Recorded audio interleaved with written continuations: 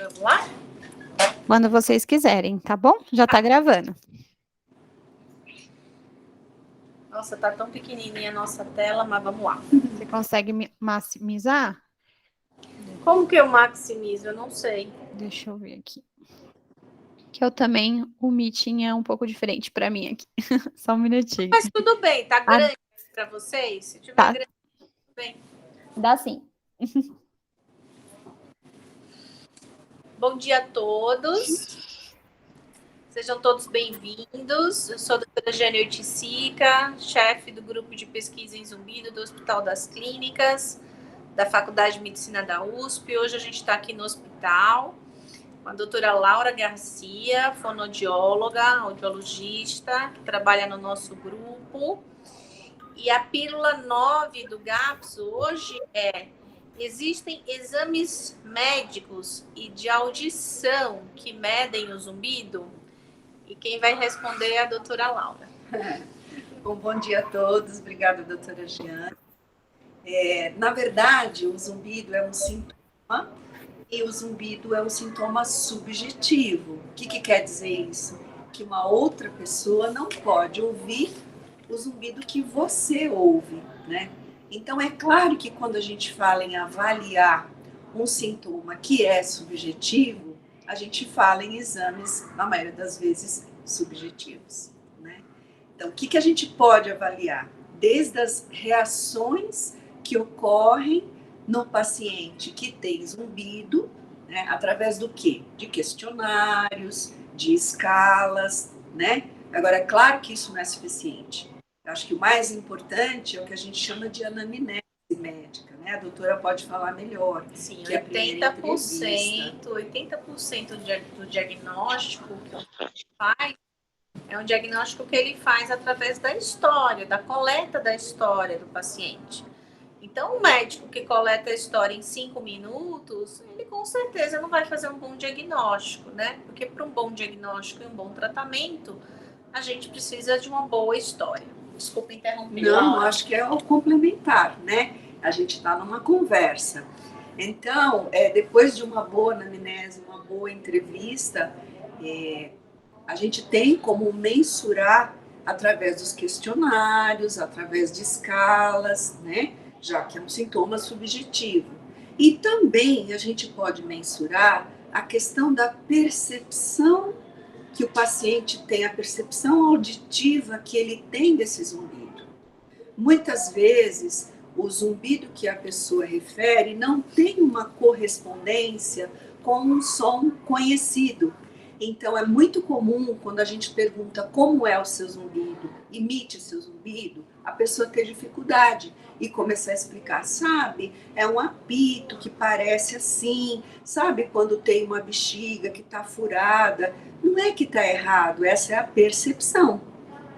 Porém, quando a gente vai fazer os exames, talvez o que ele julgue um chiado, de repente ele identifica mais dentro da cabina com um apito, por exemplo, tá?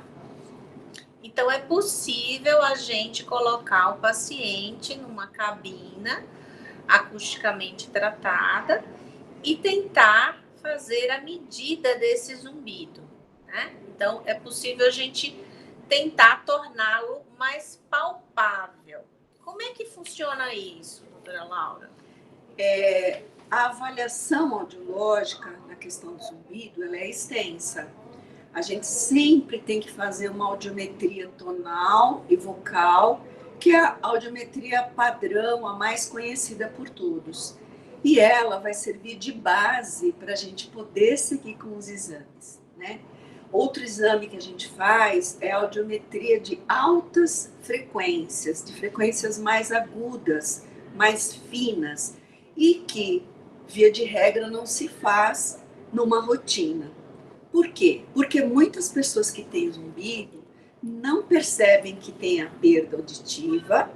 Vale a gente dizer que entre 85% e 94% das pessoas que apresentam algum tipo de zumbido, elas têm uma perda auditiva, tá? Que às vezes elas também nem percebem.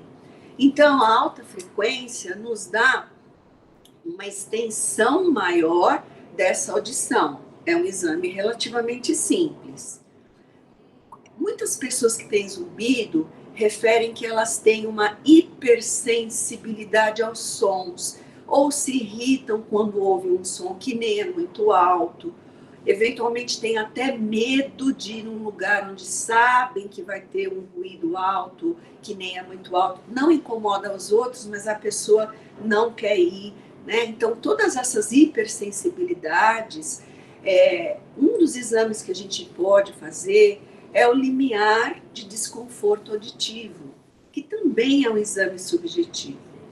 Então, veja só, a doutora Laura falou da audiometria, que é um exame padrão, que se faz corriqueiramente, que a maioria dos médicos vai pedir para avaliar o zumbido, mas às vezes é preciso fazer audiometria de altas frequências, que é justamente para encontrar essas perdas auditivas mais escondidas, que estão nas frequências mais fininhas, nos mais agudos.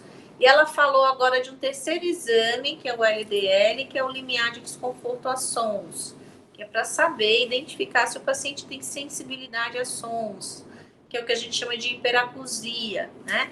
Que é um sintoma muito associado com o zumbido. E o médico tem que detectar se o paciente tem, além do zumbido, a hiperacusia. Por quê? Porque se o paciente tem hiperacusia e zumbido, a gente precisa primeiro tratar a hiperacusia e depois tratar o zumbido. Tá? Vamos lá, o que mais, doutora Laura, que a gente pode fazer na cabeça? Tem um exame que é muito interessante e que se chama medidas psicoacústicas do zumbido.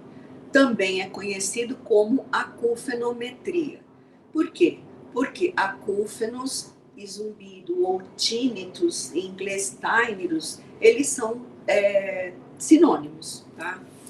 Como a gente faz esse exame? Esse exame requer que o paciente seja devidamente informado, que seja explicado o exame, e também a pessoa que o faz, né, o avaliador, que tenha um certo conhecimento. O que a gente vai tentar ver nesse exame? Eu costumo dizer que o avaliador ousa medir uma coisa que ele não ouve. Lembra que a gente falou? O zumbido subjetivo é um zumbido que somente o paciente ouve, né?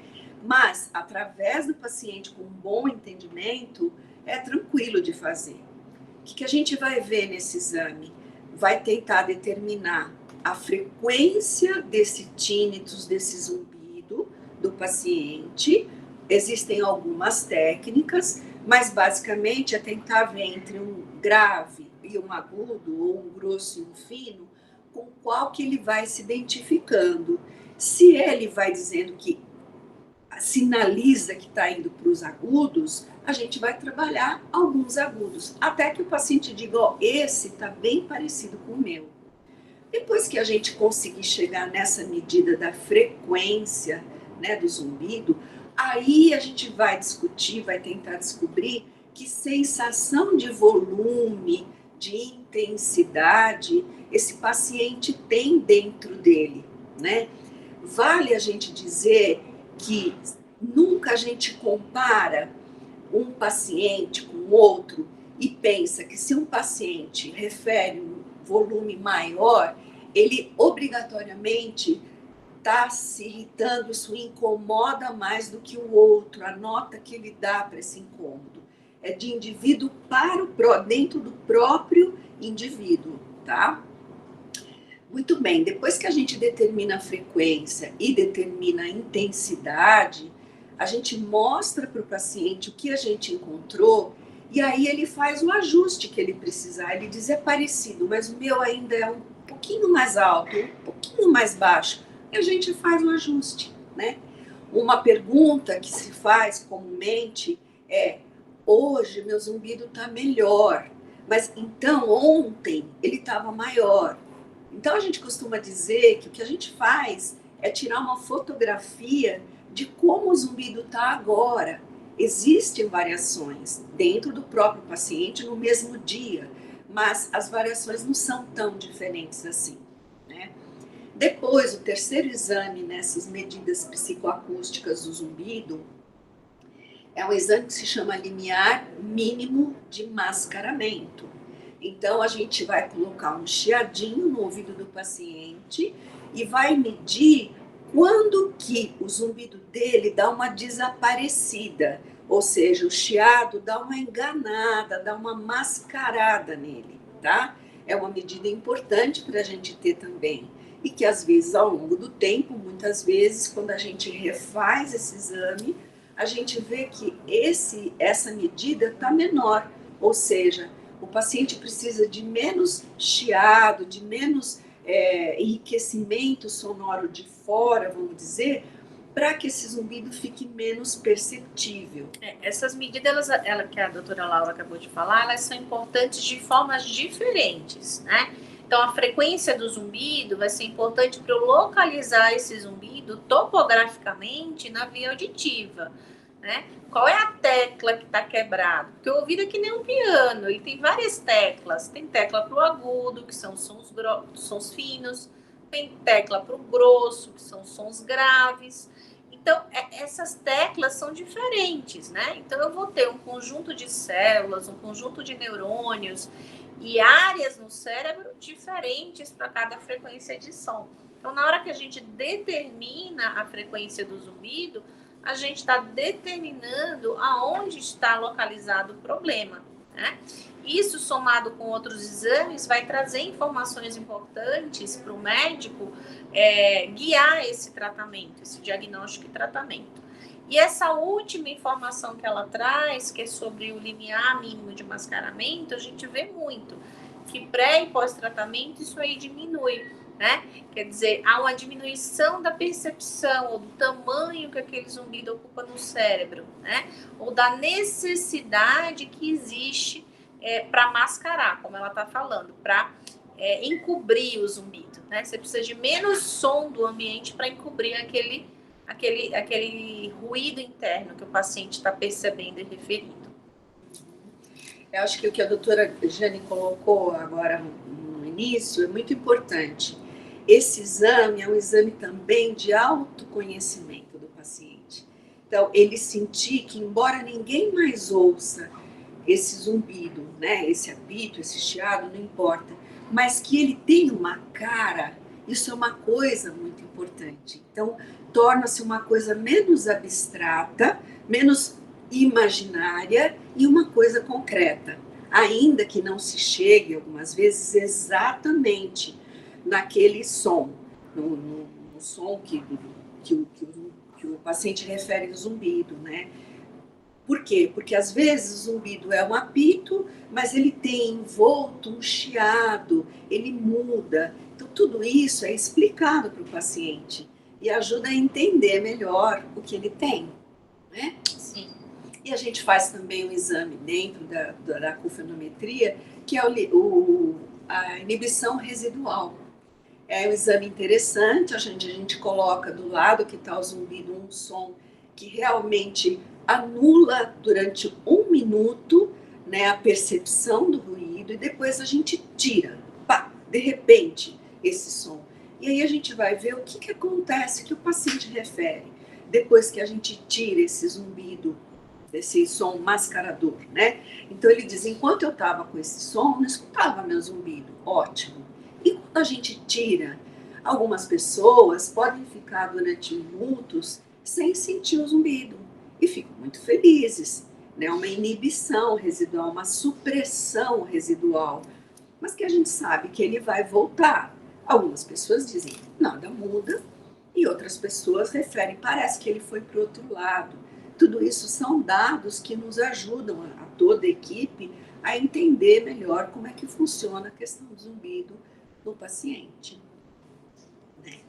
Eu acho que o último exame que a gente faz aqui, existem outros exames objetivos, ou seja, que não precisam da resposta consciente do paciente, e um deles muito utilizado, né, na prática do otorrino, na prática do audiologista, é a imitanciometria ou impedanciometria, tá? Então, ela consiste que a gente possa medir aí de uma maneira objetiva qual que é a mobilidade da membrana do tímpano, para ver um pouco a questão da orelha média, né? A gente tem uma orelha externa, uma orelha média e uma orelha interna. Então, essa mobilidade é muito importante da gente saber como que ela está. Por exemplo, se o paciente tem muita secreção no ouvido e o médico faz uma otoscopia e desconfia que ele possa ter uma otite média secretora, por exemplo, esse exame vai dizer realmente, através das curvas, que realmente ele tem alguma questão na orelha média. Ou não, que a orelha média está bem. E o segundo exame que compõe a imitanciometria é a pesquisa dos reflexos auditivos, né? Que são muito importantes também e que a gente espera que eles estejam dentro da normalidade. Se o paciente tem um limiar de 20 decibéis, por exemplo, a partir de 90 a 100 decibéis, a gente espera que esse reflexo, que é o reflexo de defesa, né, doutora, do organismo, é muito bonito isso, né? O próprio organismo procura segurar um pouco para que não entre, não lese o ouvido interno ou a orelha interna. Essa informação ela é muito importante, inclusive ela pode guiar o diagnóstico da causa do zumbido, né? Os pacientes que têm um reflexo ausente, a gente pode suspeitar de algumas causas, de algumas etiologias, de algumas doenças que trazem como sintoma o zumbido, né? Então, são pecinhas de um grande quebra-cabeça que a gente vai encaixando até formar ali uma linha de raciocínio e traçar planos de tratamento, estratégias de tratamento para o paciente. Então, eu acho que era esse o objetivo, a gente falar um pouquinho das possibilidades e como é que a gente faz essa avaliação, né? E eu acho que a gente pode abrir para perguntas, né, Laura? Vocês têm perguntas? Alguém aí tem pergunta? Pessoal da Fundação avisa se tiver, porque aqui o meu celular não consigo mexer muito. Sem bagunçar o arranjo aqui da... A gente tá te vendo em tela inteira. Se você quiser, tem ali 3 pontinhos, mais opções. Tá bom. Aí você coloca layout e consegue colocar a tela toda para vocês se verem. Eu não vou mexer muito, porque senão eu fico sem bateria. O meu celular Tá bom. já aqui, e eu tô sem carregador. Mas se alguém que está nos ouvindo, ou a Socorro, ou a Keila, ou a Jéssica, ou a Maria, eu queria dar o bem-vindas a vocês, mulheres guerreiras que estão aí nessa busca incessante. Se vocês tiverem alguma pergunta para a gente, fiquem à vontade.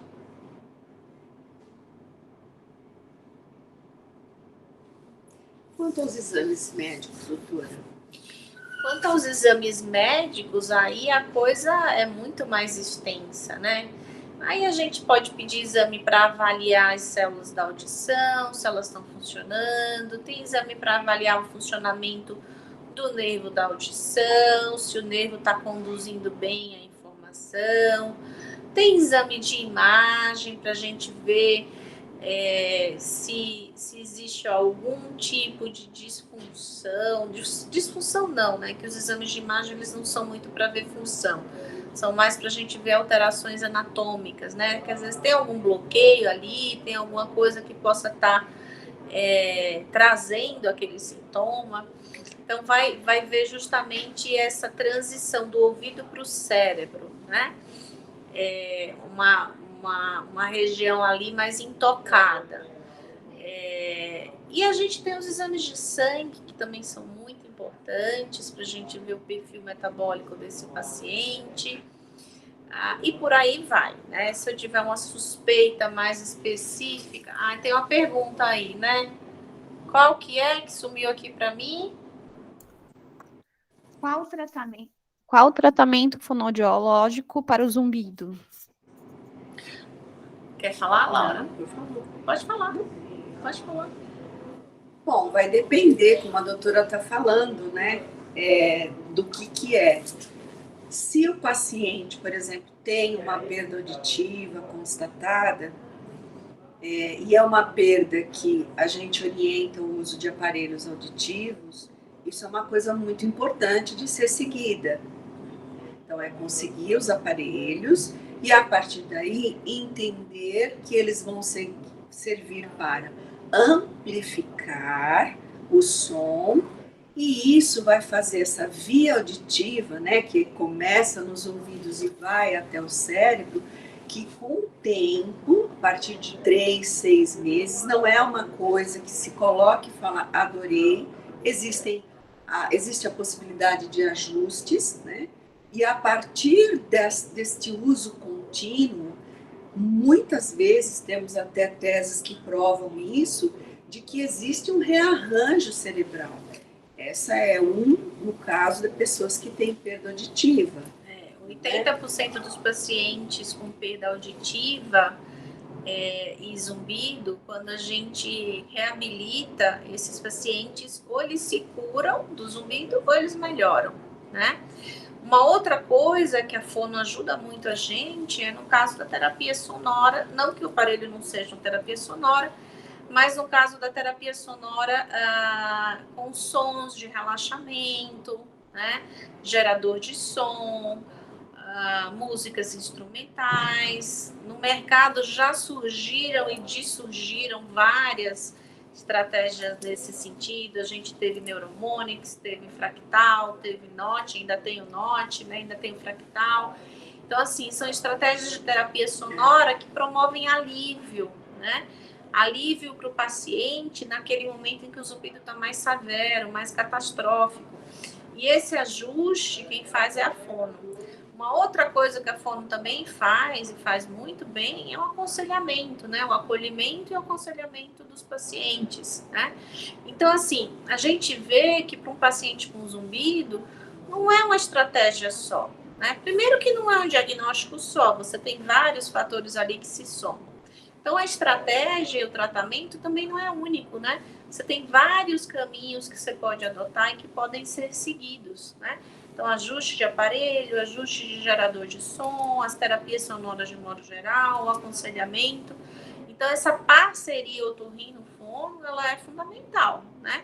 Você não tem como ser um bom otorrino sem uma boa fono ao seu lado, né? Não só no diagnóstico, como no tratamento. Então, acho que isso a gente precisa reconhecer. E vice-versa, né? Então, para quem vai direto num fonoaudiólogo, né? Eu tenho zumbido, ouvi falar que o fonoaudiólogo trata. O fonoaudiólogo tem que encaminhar para um otorrino, tá? De preferência, se ele for especializado em zumbido, tanto melhor, tá? Porque não dá para trabalhar sozinho. Mas a questão é auditiva. Mas existe mais alguma questão? Como a doutora Jane acabou de falar, em geral, a gente conhece, sabe, que tem mais de 200 causas que podem trazer um zumbido. E que normalmente no paciente não é uma causa única. Às vezes sim, mas muitas vezes são 2, 3 causas, tá? Então, estar trabalhando juntamente com um otorrino, pelo menos você possa telefonar, conversar, trocar, né, uma figurinha, é essencial. Desconfie se vocês vão somente num fono e nunca passou no otorrino. Tem que ter um encaminhamento, sempre. Bom, eu acho que é isso. A gente encerra por aqui. Eu queria agradecer a doutora Laura por essa parceria aí de anos. É uma das pessoas que mais entende aí de exames audiológicos para o zumbido no país, com certeza. E estamos de volta com nova pílula daqui a um mês. Não é isso, pessoal? Obrigada a vocês pela participação. Obrigada, gente. Obrigada. Obrigada em vê-los. Tchau. Tchau.